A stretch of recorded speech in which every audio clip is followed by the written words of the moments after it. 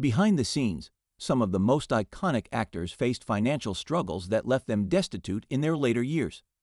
In this video, we'll uncover the heartbreaking stories of Golden Age legends who once ruled the silver screen but tragically died in poverty. What went wrong for these once beloved stars? Stay tuned to find out the untold truths about fame, fortune, and the darker side of Hollywood.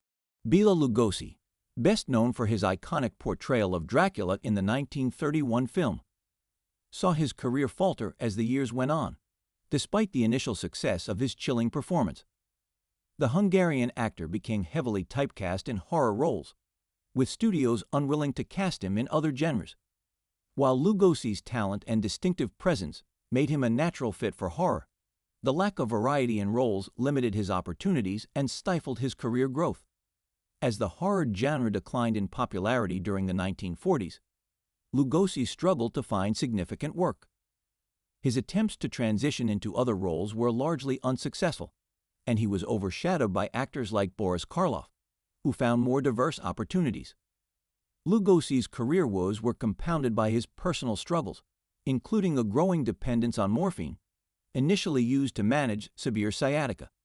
Financial mismanagement further exacerbated his problems, leaving him in dire straits. By the 1950s, Lugosi was appearing in low-budget films, including several collaborations with director Ed Wood. These projects, while cult classics today, were not well received at the time and reflected the sharp decline in his career. Lugosi died nearly penniless in 1956, a tragic end for a man who had once been a Hollywood icon. Despite his struggles, his legacy endures, and his performance as Dracula remains one of the most memorable in cinema history. Louise Brooks, the luminous star of silent cinema best known for her role in Pandora's Box, experienced a dramatic fall from stardom due to her independent spirit and refusal to conform to the rigid studio system. Unlike many of her contemporaries, Brooks rejected the controlling contracts and demands of Hollywood executives, opting instead to pursue artistic freedom. This decision, coupled with her outspoken nature and disregard for studio politics, led to her being blacklisted in the industry. As sound films emerged, Brooks found herself increasingly marginalized, with her career opportunities dwindling. After leaving Hollywood, she moved to Europe, where she briefly worked in German cinema, but her unwillingness to conform and the decline of silent films meant her career failed to recover. By the mid-1930s, Brooks was largely forgotten by the industry. Financial difficulties plagued her later life. She took various jobs, including working as a salesgirl and, at one point, as a call girl to support herself. Despite her struggles, Brooks remained a fiercely independent and self-aware figure, later writing about her life and experiences with unflinching honesty. In her final years, Brooks was rediscovered by film historians and cinephiles who celebrated her contributions to early cinema and her iconic beauty. However, she spent much of her life in near poverty, passing away in 1985. Today, Brooks is remembered as a trailblazing actress whose legacy far outshines the hardships she endured. Mary Prevost, a popular actress of the silent era known for her vivacious charm and comedic talent, experienced a heartbreaking decline in her career and personal life with the advent of sound films. During the 1920s, Prevost starred in numerous successful films, earning her a reputation as a glamorous and talented performer. However, the transition to sound films proved challenging. Prevost's voice, reportedly considered unsuitable for talkies, and her struggles to adapt to the changing industry led to a sharp decline in her career opportunities. Prevost's personal life also spiraled downward as she turned to alcohol to cope with the pressures of Hollywood and her fading stardom. Her drinking exacerbated her difficulties, and she began to gain weight, further limiting her ability to secure roles in an industry that prized youth and beauty. Financial troubles soon followed, leaving her destitute and struggling to make ends meet. Tragically, Marie Prevost's life ended in poverty and isolation. She died in 1937 at the age of 38, with malnutrition cited as a contributing factor. Her death highlighted the darker side of Hollywood's golden era, where once beloved stars could be quickly discarded and forgotten. Prevost's story remains a cautionary tale about the fleeting nature of fame and the industry's unforgiving demands.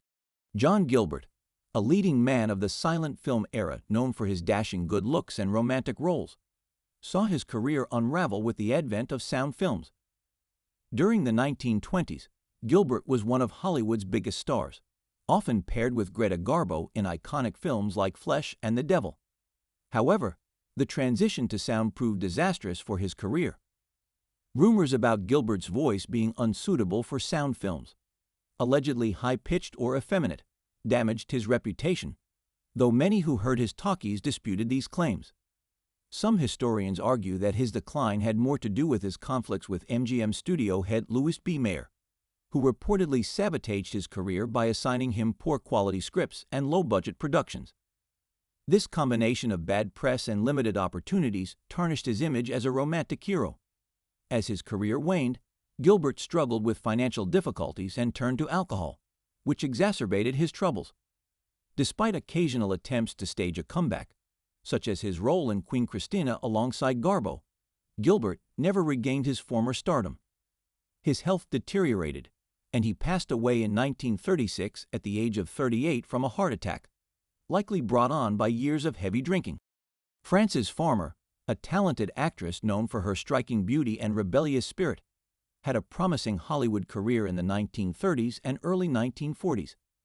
However, her career was derailed by a series of personal struggles, including mental health issues and clashes with the Hollywood studio system. Farmer, who refused to conform to the industry's rigid expectations, gained a reputation for being difficult, which limited her opportunities. Her mental health began to deteriorate in the 1940s, leading to highly publicized erratic behavior and arrests. Farmer was eventually institutionalized, and accounts of her treatment in mental hospitals, some verified, others disputed, paint a grim picture of abuse, including possible forced lobotomization, although this claim remains controversial. After her release, Farmer attempted a modest comeback but never regained her former status. She spent her later years in relative obscurity, struggling with financial instability and working in small roles or outside the entertainment industry altogether. Frances Farmer passed away in 1970 at the age of 56 due to esophageal cancer. Peg Entwistle, a talented stage actress from Wales, became a tragic symbol of unfulfilled dreams in Hollywood. Having achieved some success on Broadway, Entwistle moved to Los Angeles in the early 1930s, hoping to transition into film. However, the Great Depression had severely affected the entertainment industry, and opportunities were scarce. Entwistle managed to land a small role in the film 13 Women, but her scenes were heavily edited, diminishing her impact on audiences. Struggling with poverty, depression, and the inability to secure further roles, her Hollywood aspirations crumbled. On September 16, 1932, at the age of 24, she climbed to the top of the H on the Hollywood sign, then reading Hollywoodland, and jumped to her death. A suicide note found in her purse expressed her despair over her perceived failure. Her death sent shockwaves through the industry and came to represent the dark side of the Hollywood dream. Ironically, Entwistle's only film was released posthumously, with her performance earning positive reviews. Today, Peg Entwistle's story serves as a sobering reminder of the emotional toll of fame and the high stakes of ambition in the film industry. Virginia Rappe, a silent film actress, became infamous not for her career, but for her tragic and scandalous death in 1921. Known for her beauty and appearances in films like Paradise Garden and The Isle of Love, Rappe was striving to establish herself in Hollywood. However, her career never reached the heights of other silent era stars, and she reportedly faced financial struggles near the end of her life. Her untimely death occurred at a party hosted by comedian Roscoe "Fatty" Arbuckle in San Francisco. Rappe became ill during the event and died days later from peritonitis caused by a ruptured bladder. The circumstances surrounding her death led to Arbuckle being accused of manslaughter, sparking one of Hollywood's earliest major scandals. Arbuckle endured 3 trials before being acquitted, but the damage to his career was irreparable. Rappe's death, often overshadowed by the sensationalism of the trials, remains shrouded in mystery and controversy. Though not officially destitute at the time of her passing, her financial struggles and the posthumous scrutiny of her life highlight the precarious position of many aspiring actresses in early Hollywood. Turhan Bey, often referred to as the Turkish Delight due to his exotic looks and charm, was a popular leading man in the 1940s. Born in Vienna to a Turkish father and an Austrian mother, Bey's striking appearance and accent made him a desirable figure in Hollywood, where he was often cast in romantic or adventurous roles. He appeared in films such as Arabian Nights, The Spy in Black, and Moon Over Burma, gaining a loyal following. However, Bey's career began to fade after World War II, as the demand for exotic roles diminished and the industry shifted towards new stars. His opportunities became scarce. Bey's typecasting and the changing tastes in Hollywood led him to accept increasingly minor roles in films and television. By the 1950s, his career had largely disappeared from the spotlight. In his later years, Bey lived modestly, away from the glitz and glamour of Hollywood, and focused on a more private life. He worked in various jobs, including managing a hotel in California, and was largely forgotten by the public. Despite his early fame, Turhan Bey's career did not survive the changing dynamics of Hollywood, and he passed away in 2012 at the age of 90, remembered by film historians as a fleeting but charismatic star of his time. Roscoe "Fatty" Arbuckle was one of the most beloved and highest-paid comedians during the silent film era, known for his slapstick humor and physical comedy.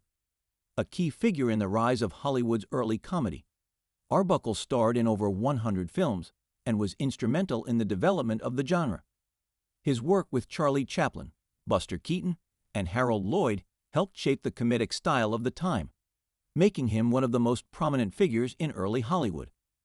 However, Arbuckle's career was irreparably damaged by a scandal in 1921. During a party at the Street Francis Hotel in San Francisco, actress Virginia Rappe fell ill and later died from peritonitis. Arbuckle was accused of raping and causing her death, leading to a highly publicized manslaughter trial.